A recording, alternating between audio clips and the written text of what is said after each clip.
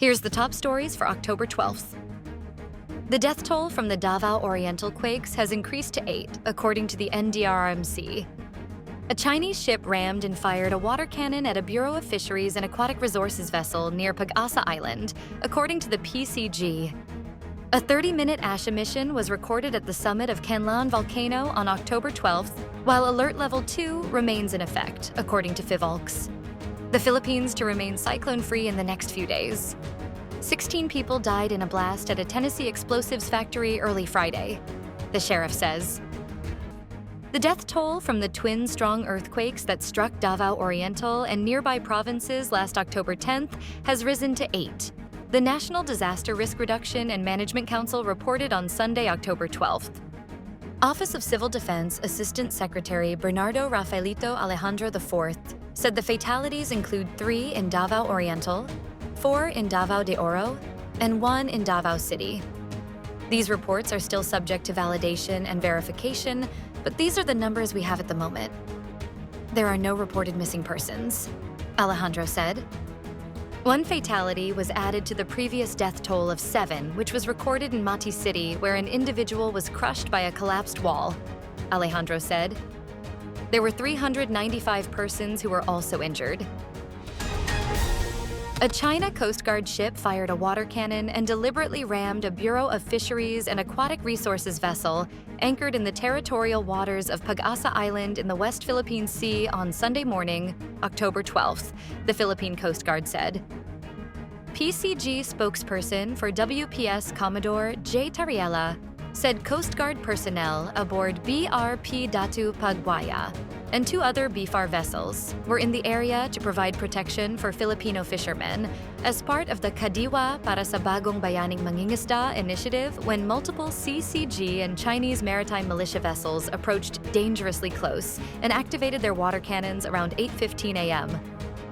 Tariela said the situation escalated at 9:15 a.m. when a CCG vessel with bow number 21559 fired its water cannon directly at BRP Datu Pagbuaya, directly hitting it. As if that wasn't enough, the CCG 21559 also deliberately rammed the stern or back portion of BRP Datu Pagbuaya at 9:18 a.m., causing minor structural damage to the BFAR vessel, Tariela added.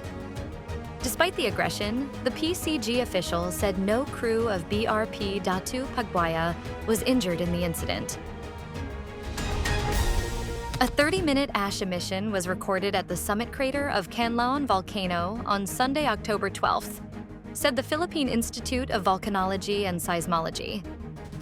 The event, which occurred from 6:47 a.m. to 7:17 a.m., produced grayish plumes that rose about 1,000 meters above the crater. PHIVOLCS said Alert Level 2 remains in effect over Kanlaon, indicating moderate volcanic unrest. It warned that sudden explosions, increased activity, or escalation to a higher alert level remain possible. Over the past 24 hours, the active volcano also had 3 volcanic earthquakes.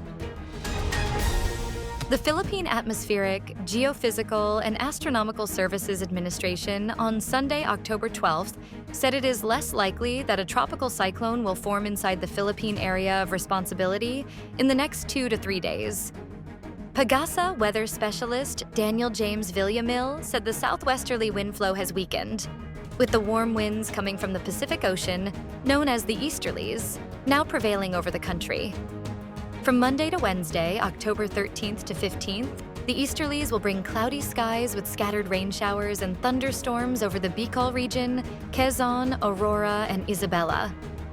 On Thursday, October 16th, rains over Bicol region will ease, but scattered rain showers and thunderstorms are expected to continue over Quezon, Aurora, and Isabela. Villamil said the rest of the country will generally experience fair weather, apart from isolated rain showers or thunderstorms throughout the forecast period. A blast in rural Tennessee that leveled an explosives plant and was felt for miles around killed 16 people and left no survivors, authorities said. The explosion left a smoldering wreck of twisted and charred metal and burned out vehicles at the Accurate Energetic Systems plant, which supplies and researches explosives for the military.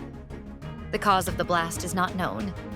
Investigators are combing the incinerated property foot by foot, searching for possible evidence.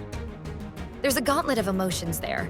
Humphreys County Sheriff Chris Davis said during a news conference, pausing to clear his throat before he asked for prayers for the families of the victims in a shaky voice. "We've recovered no survivors," he added. Stay updated with the latest news. Visit our website at www.mb.com.ph or follow us on social media. Thanks for tuning in to the Manila Bulletin Daily Rundown.